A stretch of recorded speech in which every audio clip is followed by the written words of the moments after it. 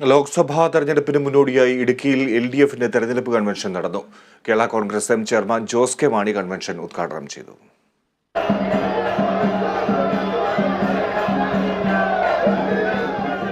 LDF സ്ഥാനാർത്ഥി ജോയ്സ് ജോർജിന്റെ Idukki parliament മണ്ഡലം തിരഞ്ഞെടുപ്പ് കൺവെൻഷൻ ഇടുക്കി ഐഡിയ ഗ്രൗണ്ടിൽ വെച്ച് നടന്നു.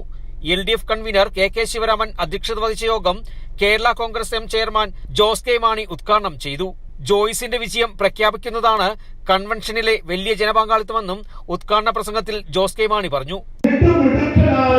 ഒരു പാർലമെന്റ് അംഗമാണ്, ഒരു ലോക്സഭാ അംഗം, ഒരു പാർലമെന്റ് അംഗം എങ്ങനെയാണ് എന്ന് വിലയിരുത്തുന്നത്, ആ ജനപ്രതിനിധികളുടെ പാർലമെന്റിനകത്തുള്ള ഇടപെടലുകൾ, ചോദ്യം ചോദിക്കുന്നത്, സമ്മേളനം നടത്തുന്നത്, അതോടൊപ്പം തന്നെ ചർച്ചയിൽ പങ്കെടുക്കുന്നത്, ഇതിലെല്ലാം അത് മാത്രമല്ല, ഇടുക്കിയുടെ കാർഷിക വിഷയങ്ങളൊക്കെ, കേരളത്തിന്റെ വിഷയങ്ങൾ അത് പാർലമെന്റിൽ അവതരിപ്പിക്കുവാൻ ഏറ്റവും മുന്നിൽ നിന്ന ഒരു പാർലമെന്റ് അംഗമായിരുന്നു ശ്രീ ജോയ്സ് ജോർജ്.